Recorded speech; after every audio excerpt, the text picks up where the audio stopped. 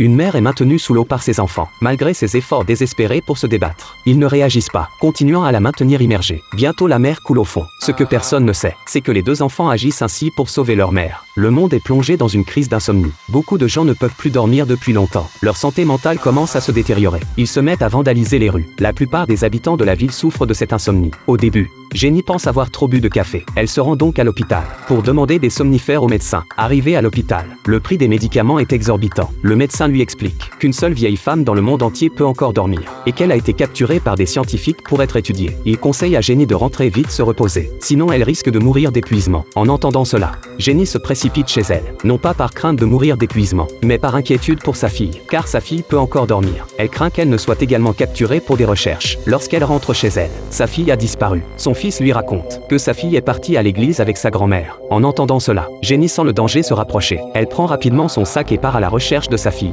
Lorsqu'elle arrive à l'église, le médecin apparaît, demandant à Jenny d'amener la fillette pour des recherches. Heureusement à ce moment-là, la police intervient et l'emmène. Après le départ du médecin, Jenny comprend que se cacher n'est pas une solution. Elle décide de voler l'antidote au laboratoire pour sauver sa famille. Mais sur le chemin, Jenny est arrêtée par un groupe de prisonniers. Heureusement, au moment critique, un homme apparaît et les sauve de la foule de détenus. Au cours de leur conversation, elle apprend que cet homme est en pleine forme, car il travaillait auparavant de nuit à l'usine et s'était habitué à vivre sans dormir. À ce moment-là, Jenny est privée de sommeil depuis 3 jours. N'ayant pas le choix, elle apprend à sa fille à conduire. Seule une arrivée rapide au laboratoire pourrait sauver toute la famille. Mais peu après, la route est bloquée par un tas d'ordures. En regardant de plus près, quelque chose pend au-dessus du chemin. Jenny comprend que quelque chose ne va pas. Elle s'empare immédiatement du volant, appuie à fond sur l'accélérateur et échappe de justesse au piège. Peu de temps après, Jenny arrive enfin au centre de recherche. Les gardes à l'entrée sont très alertes, sans aucun signe de fatigue, jusqu'à ce que Jenny voit le chef de la police injecter un liquide inconnu à un garde. C'est alors qu'elle comprend qu'il s'agit probablement de l'antidote. Pour obtenir rapidement ce remède,